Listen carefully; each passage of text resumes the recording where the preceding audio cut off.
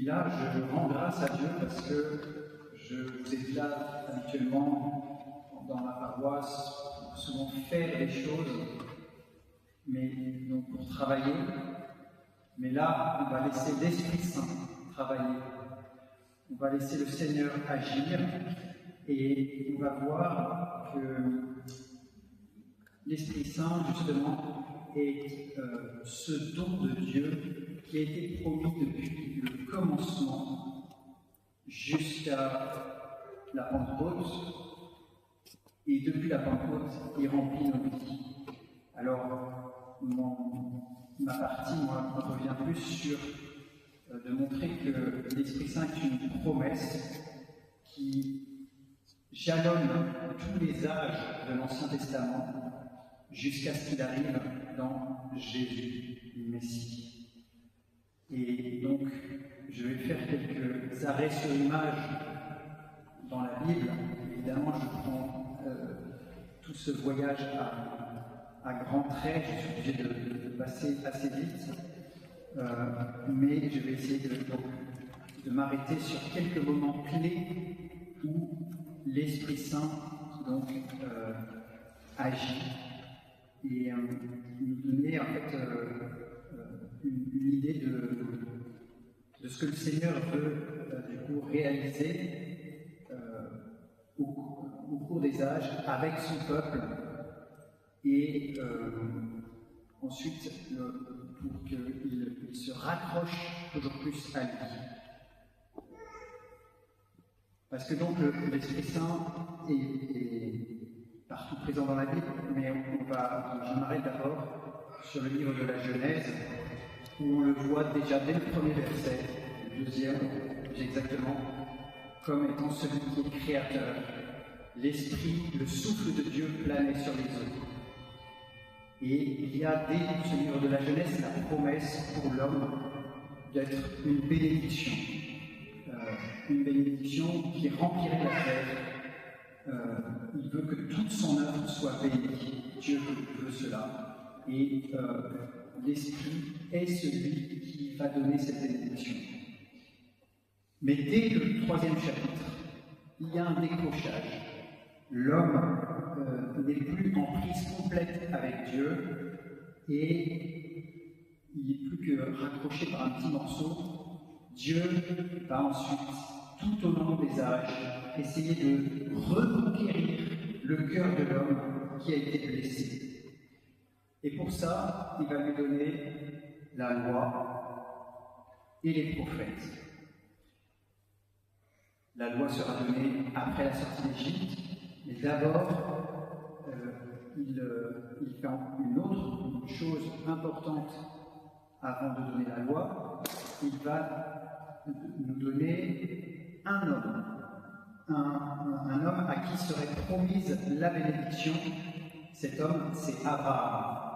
Il arrive en Genèse 12 et on voit là déjà que la bénédiction de Dieu veut passer par un seul, Abraham. Puis ensuite, sa descendance, un peuple. Mais tout ça en vue de tous. Que ce peuple, la descendance d'Abraham, soit le signe de la bénédiction pour tous. Alors, le peuple va grandir, va se retrouver dans le pays de l'oppression, dans l'Égypte, qui symbolise le refus de la bénédiction de Dieu, et il va le faire sortir par Moïse, en lui donnant, quelques jours après la sortie par la mer, il va lui donner la loi. Et cette loi, elle est faite pour le service de la relation du peuple avec Dieu. Par cette loi, Dieu va pouvoir sceller une alliance avec son peuple. Il va pouvoir lui dire « Tu seras mon peuple, et moi je serai ton Dieu. Je serai ton Dieu, et vous serez mon peuple. » C'est comme une formule de consentement, un mariage que Dieu veut opérer. Et on voit bien qu'on est là, au stade de fiançailles, de promesses. Mais Dieu va donner tout ce qu'il a pour réaliser justement cette promesse. Mais à nouveau, patatras, qu'est-ce qui se passe? Dieu donne sa loi, quelques chapitres après, on a de nouveau un décrochage du peuple, le veau d'or arrive, ils n'auront pas mis longtemps à s'écarter du chemin que je leur avais ordonné de suivre, dit Dieu. Ils se sont fait à travers Moïse, ils se sont fait un veau en métal fondu et se sont prosternés devant lui.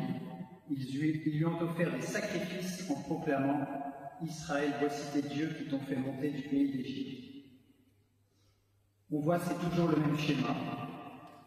Dieu donne la bénédiction, l'homme décroche, et Dieu revient toujours à la charge pour essayer de le raccrocher. Si bien qu'on arrive à la fin des livres de Moïse, ou de Deutéronome, en disant Dieu dit, si vous gardez mes commandements, si vous les observez, alors vous entrerez dans la terre de bénédiction. On retrouve toujours cette bénédiction qui est donnée au départ dans la Genèse.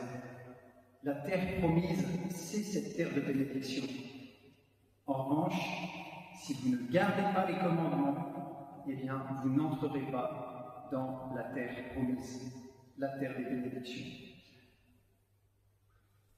On est là face à un choix et on voit que le peuple va avoir du mal tout au long de son histoire à pouvoir appliquer ces commandements, à les garder. Alors Dieu va intervenir. Il va intervenir en envoyant d'abord des juges. Le plus célèbre d'entre eux, c'est Samson. Là, le peuple est déjà installé sur la terre, et puis ils vont être à nouveau donc infidèles. Nous n'avons pas observé la loi. En Juge 2:11, il y a comme un refrain qui revient tout au long de ce livre, qui est exprimé là. Il est dit, les fils d'Israël firent ce qui est mal aux yeux du Seigneur, ils servirent les Baals, ils abandonnèrent le Dieu d'Israël, le Dieu de leur père, et ils suivirent d'autres dieux parmi ces peuples d'alentour. Encore une fois, laissés à eux-mêmes, le peuple d'Israël n'arrive à rien faire. Et là, on voit que, en fait, si le peuple n'a que la loi pour avancer, eh bien, il n'y arrive pas. Ils ont donc besoin de quelqu'un, d'un juge qui se dit aussi sauveur, ou c'est celui qui remet dans l'ordre, en hébreu, shafat, c'est remettre dans l'ordre. Eh bien, ce juge est comme celui qui va pouvoir aider le peuple à appliquer, à vivre de la loi et à trouver dans cette loi un chemin de vie. Mais quand le juge lui-même eh bien, ne vit pas de la loi, évidemment tout le peuple non plus n'arrive pas à le suivre. Et donc, le juge va essayer tout au long de sa vie de faire en sorte que le peuple suive la loi. Et il nous est dit que ce juge, il n'est pas sans lien avec l'Esprit Saint. Il nous est dit, par exemple, l'un d'entre eux, le plus célèbre d'entre eux, donc Samson, au chapitre 13, l'Esprit du Seigneur commença à s'emparer de lui et lui donna une force invincible. Donc sur cette figure individuelle qu'est le juge, c'est sur lui que est donnée une force particulière, l'Esprit du Seigneur. Voilà, il commence déjà à y avoir un lien entre l'Esprit Saint et l'Esprit du Seigneur et cette figure individuelle. Et puis le peuple va ensuite demander un roi. Pourquoi? Mais parce qu'il voit bien que puisqu'il ne veut pas seulement vivre en continuité avec le juge, ils veulent vivre de manière stable, de manière permanente. Le contact avec la loi, ils ne veulent pas seulement une figure comme ça individuelle qui apparaît de temps en temps. Ils veulent une stabilité. Et c'est pour ça qu'ils demandent à un roi, pour que le roi lui-même soit un exemple, que le roi écoute la loi, et bien sûr, s'il ne remplit pas sa fonction, alors il peut être remplacé. Et c'est ce qui va se passer pour Saül, le premier des rois d'Israël, qui va être remplacé par David.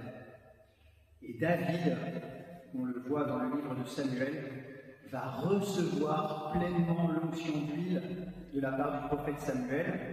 Je suis en 1 Samuel 16, et donc on peut dire que Saül est le premier Messie du Seigneur, lui aussi a reçu l'onction, mais celui dont on retiendra le nom et celui dont le Messie viendra de sa descendance, c'est David. Donc David est, après Saül, le premier Messie du Seigneur, celui qui reçoit l'onction. Une alliance est désormais scellée avec David et sa dynastie. Et ensuite, malgré donc les péchés de David, malgré ensuite les péchés de son descendant, Salomon, qui viendra à être idolâtre, et bien là encore, on voit que toute cette période royale qui va aller jusqu'à l'exil, 589, toute cette période royale est marquée par encore non seulement l'infidélité du peuple, mais aussi l'infidélité des rois.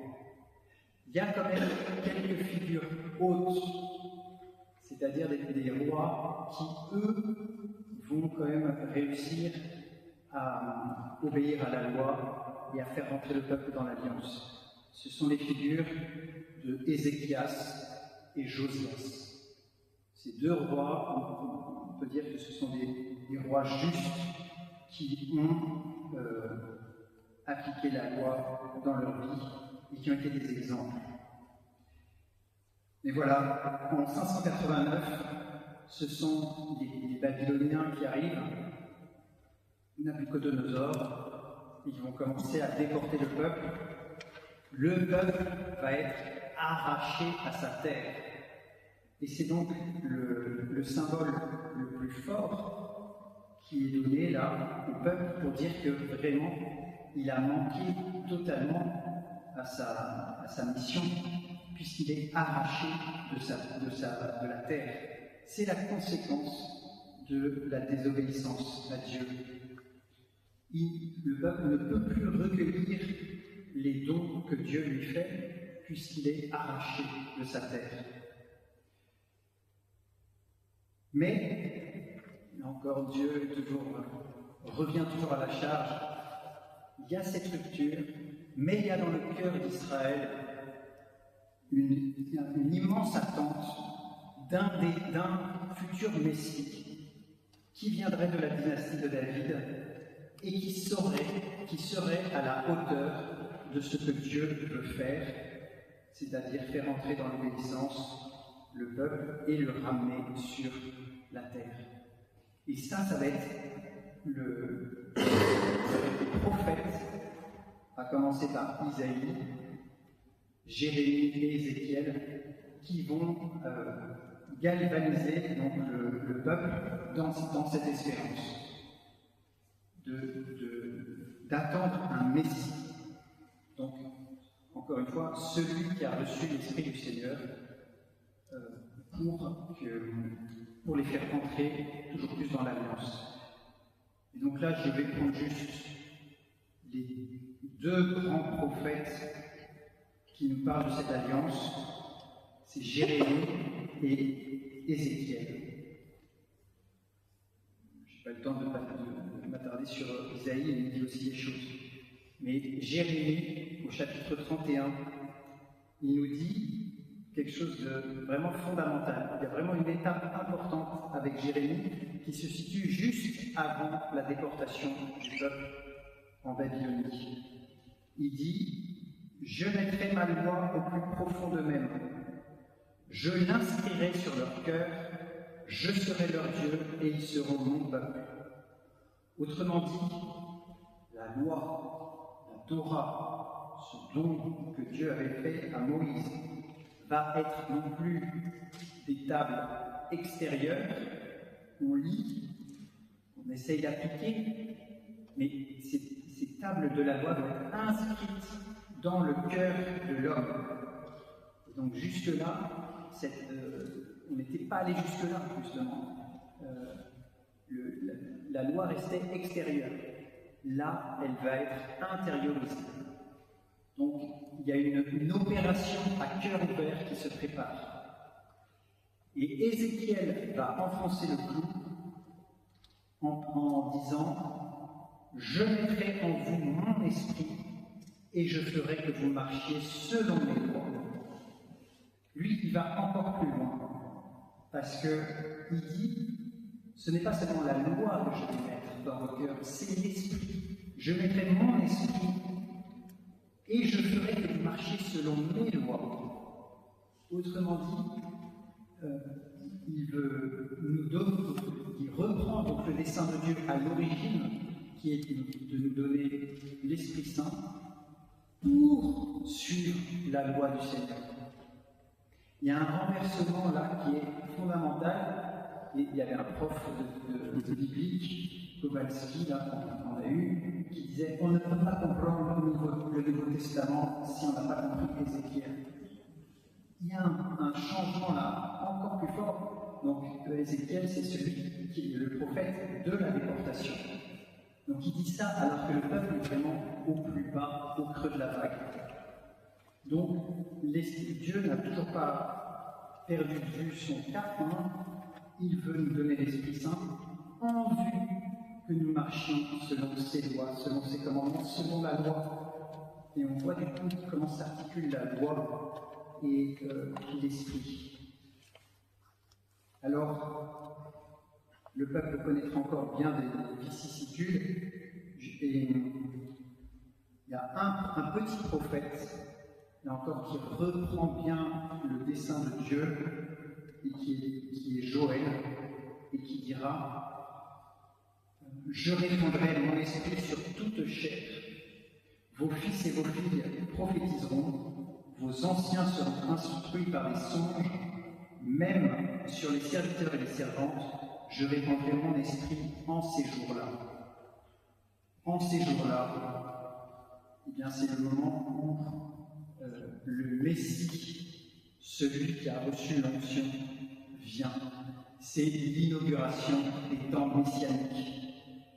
Et effectivement, il sera inauguré par Jésus. L'évangile de Luc ne cesse de nous montrer ces signes-là, que les temps messianiques sont arrivés, et donc bientôt l'Esprit va être répandu sur toute chair.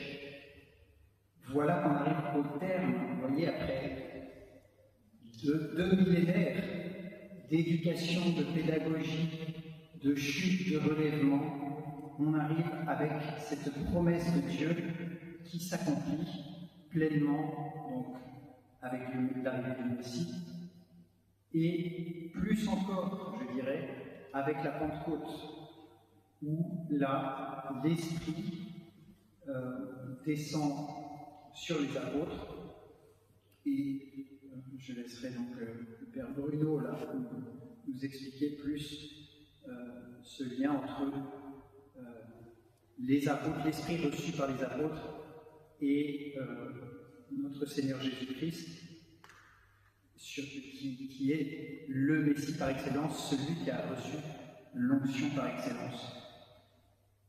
Ainsi donc,